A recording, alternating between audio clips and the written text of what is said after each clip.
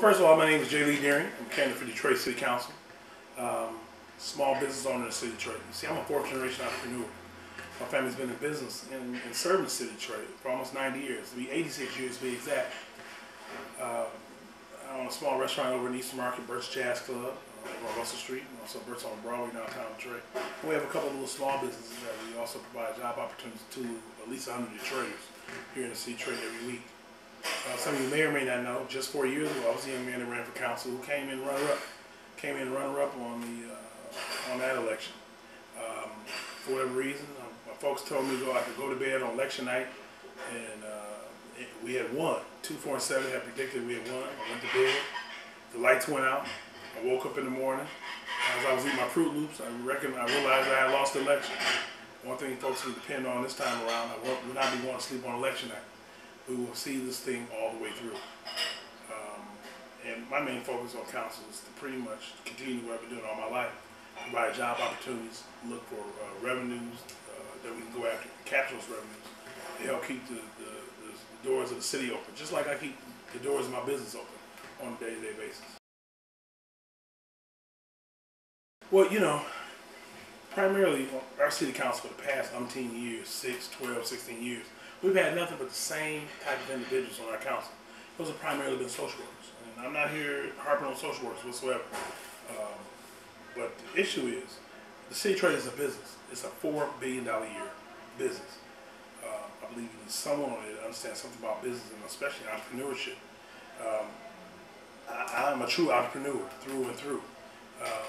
I believe there's room on that council to focus on how we generate more entrepreneurs in the city of Detroit and how to get our people to work. I have some unique opportunities and ways how I think the city can be a conduit to feed people through that system and to make sure we get more Detroiters back to work. I want to be that advocate. I want on the 13th floor, if you want to open up business in the city of Detroit, I want to start my office. I want folks to work through me in order to work through the system. Right now, in recent time, I've been taking a few hits here and there in the media about things that go on in my business today. The fact of the matter is, about 75% of all businesses, small businesses, especially in the city of Detroit, don't have all the proper permits and business licenses. And it's not the fault of the businesses, because businesses, all they want is laissez-faire, the French term for hands-off. All they want is to know what the rules are, follow the rules, and so they can continue to make a profit in their business. But in the city of Detroit, we have issues because we're in a position now where we're laying off police officers and bus drivers. If we're doing that, what do you think happened to the inspectors corps? I would tell you that I'm fighting the city tooth and nail in order to get the city to do what they're supposed to do, make their commitment to me, because I make my commitment to the city by paying my taxes, by employing people, and giving people opportunities. And I think there's room on that city council because I believe then I can fix some of those issues and I can streamline this process of how businesses will get licensed. If the city cannot take care of small businesses like myself to retain me and businesses that look like me here in the city of Detroit, how can we ever attract new investment, new businesses to the city of Detroit? You know, it's unfortunate that we've come to a position today where our budget is $350 million in the deficit. Now the new number you'll be getting here is $405 million, perhaps in deficit. I'm going to just talk real quick about how we got to this deficit. A year or two ago, Mayor Kilpatrick came to the table with a budget that we did some funny math and sold off a couple of our jewels. We could have balanced our budget. This city council, like the mayor or dislike Mayor Kilpatrick, decided to kill the deal, decided to not pass the mayor's budget. But what they did after that, they didn't put anything in its place. And the council's main priority is to handle the budget. So they didn't take care of their fiduciary responsibilities that they're tasked to do. They didn't feel and they didn't pass a balanced budget.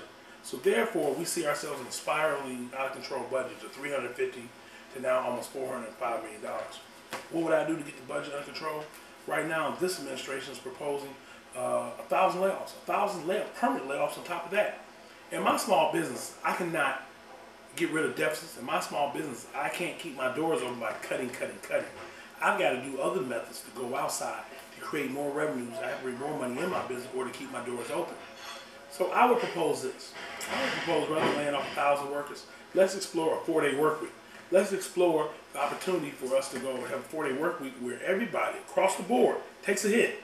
for 6 to 8 months and work our way out of it. There's an opportunity for us to go to a 4-day work week and continue to keep the city moving forward. I personally think it's criminal, absolute criminal, in today's time to take a man's seniority, but more so his seniority, to take a man's health benefits from him.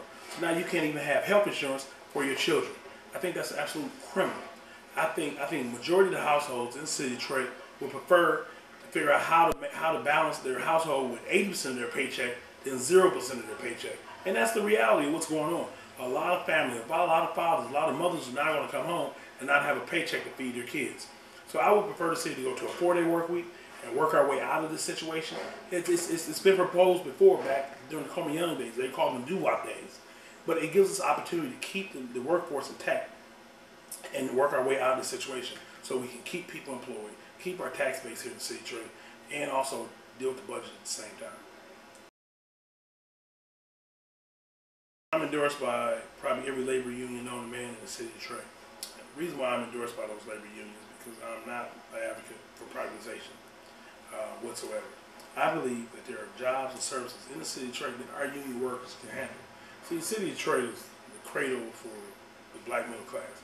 We're the cradle of organized labor right here in the city of Detroit. And we need not forget that.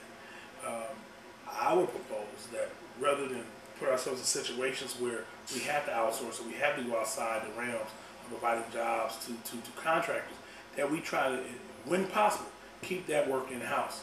For instance, there are opportunities where we can generate more revenues right here in the city of Detroit. And it goes towards our budget. It goes towards bringing more services to the city, like putting more police on the street, like putting the street lights on. For instance, one of those ideas, our forestry department is almost non-existent today. But yet still, Detroit Public School System contract out, Detroit DTE contracts out, the casinos contract out. A majority of the businesses in the city of Detroit contract out for tree cutting and cutting of bushes and forestry issues and things of that nature. I would propose that the city of Detroit get into the business of providing forestry services to the citizens of Detroit and to our corporate neighbors. Now what happens, we're competing directly with other businesses, and we're also continuing providing service to the city of Detroit. If we can't do it for free, at least offer it to our citizens so we can keep the rates down, because that's a service that still has to be performed. And another thing, right now the city of Detroit is having a problem cutting the grass. If the city of Detroit could just cut its grass, we could use the mulch and turn it into compost. If we could just get out and cut the grass in the fields that we have, we could take the same grass and turn it into compost, where it now generates money. It generates money from something that we were doing nothing with. I think we need to start taking care of the business, of the city of Detroit, and trying to figure out different revenue streams that we need to go after and snatch them and bring them on in. But definitely the issue is the council has the power of subpoenas. We need to use our subpoena power and put some teeth in to make sure that orders go through. What you have now, you have a lot of these corporations getting a P.O. box in the city of Detroit, in the Penobscot building, say they're headquartered here, and they really aren't. And their offices, or you look on the internet, the offices out in Livonia, Novi, or somewhere else. I think we need to be extremely sensitive to make sure that homegrown folks get the first piece of the pie. And with Jaylee Deering at the table, we're going to make sure we do that. I'm definitely all down for the home team. And I, more than anyone else, understands the importance of keeping that local dollar here in the city of Detroit, so that dollar can hopefully go around more than one time. And I'm going to definitely focus on that and make sure we use our subpoena powers to enforce that executive order. You know, I'm a small business owner. I want to focus on how to generate revenues in the city of Detroit. I'm going to let somebody else focus on social programs. I'm going to let someone else focus on other issues of that nature. I want to focus on how do we put people to work. My main focus. How do we put people to work? And how can we do that? There's an opportunity to put people to work, every opportunity, if we get to that table. I talked about forestry. There's an opportunity right now in the city of Detroit where we can generate $150 million annually to our general fund if we just step up and do it. Our EMS division right now in the city of Detroit has the capability of doing that if we compete for the medical transport business. But I'm talking about like cities like Cleveland and Columbus, Ohio, where their EMS division competes directly for the medical transport business. I'm talking about those private ambulance companies that come from outside the city of Detroit, come into the city of Detroit, and they transport people back and forth to doctor's appointments, dialysis appointments, nursing homes, things of that nature.